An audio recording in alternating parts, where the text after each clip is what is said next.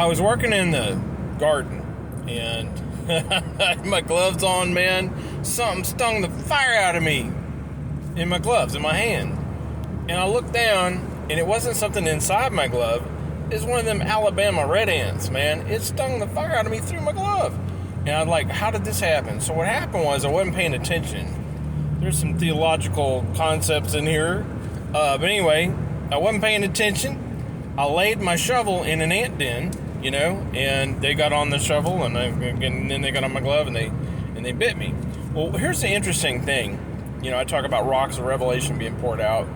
Well, I was doing worship. I was doing a live stream. I was doing some worship. And it's like God was talking to me while I was worshiping, okay? Now, I want to tell you something interesting. We're multifaceted creatures, spirit, soul, and body, mind. And one of the interesting things is we can be thinking something with our mind, yet the spirit will be listening on a different level, okay? And they've actually proven something like this. Pastor Howard Jackson, he taught me one time, he says, this whole praying in tongues thing, that's separate from your carnal mind because my spirit prayeth. The spirit's praying, right? Not your mind. Pretty interesting. He says, I'll prove it to you. He was working math problems while praying in tongues. And I'm like, wow, that's pretty awesome. Okay, so anyway, God's talking to me while I'm in worship.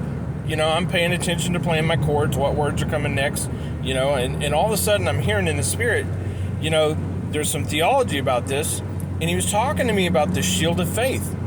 In the shield of faith, he says, I'm paraphrasing, but he's saying, you've got to put on the shield of faith to quench the fiery darts, the fire ants, right? From the enemy. And we have to shellac that faith on. This is something in Ephesians chapter 6. We're the ones that put on the whole armor of God. We're the ones that do it. The shield of faith. Faith is pistis, which is close to pistuio, which is believe, like John 3:16, believe.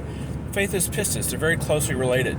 So what we do is we shellac on that shield of faith by believing the author and finisher of our faith.